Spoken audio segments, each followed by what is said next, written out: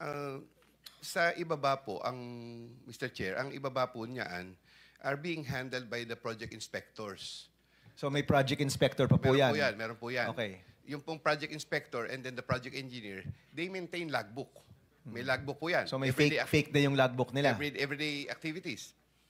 At the same time, yung project engineers po na yon, meron po siyang materials engineer ng district. So materials engineer, Meron po project yung materials engineer. engineer, project engineer. May materials testing laboratory po yan. Pagka po... Iba pa yun? Meron po yan dahil na under po ng testing engineer, kumukuha po ng samples doon sa project. Iba po yung materials engineer sa testing engineer. Iba pa yun? Ay halos iisa rin Isang po tao lang yun, Meron po okay. siyang tao sa field, pero yung pong pinaka-happy po ng isang district is the chief of section po ng materials engineer. Siya po yon. Ngayon, materials engineer, project engineer, pagka po kukolekta ang isang kontratista, pipirmahan po nung project inspector, pipirmahan po ng materials engineer, pipirmahan po ng project engineer, tapos po, magkakaroon po ng inspectorate sa final payment.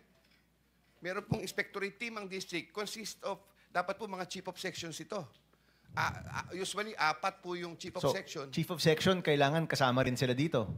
Kasama po dun sa mga pumipirma ng ano. Usually po, nung panahon ko po na ako isang assistant section chief, we were the heads of the inspectorate team. However, ang pagkakaano ko po ngayon, the normal practice will be the chief of sections po. Sila po yung mga inspectorate team.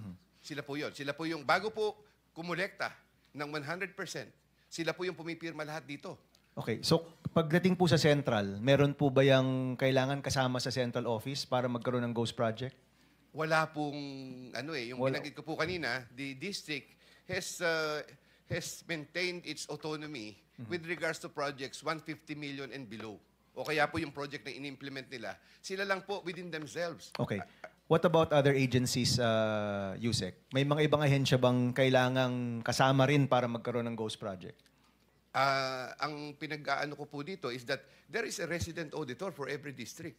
So COA po yan? COA po yun. At sometimes, if it's necessary, meron pong technical audit specialist yan na nag-inspection po randomly, randomly. At saka po by documentation, meron po dapat tumitingin sa COA dyan. Kasi nga po I understand that in the case of Bulacan, merong ilang araw lamang kinukolekta na, which is very impossible for a project to be implemented in just a few days. Parang pipirmahan na kagad yung koleksyon. Mr. Chairman, just with the permission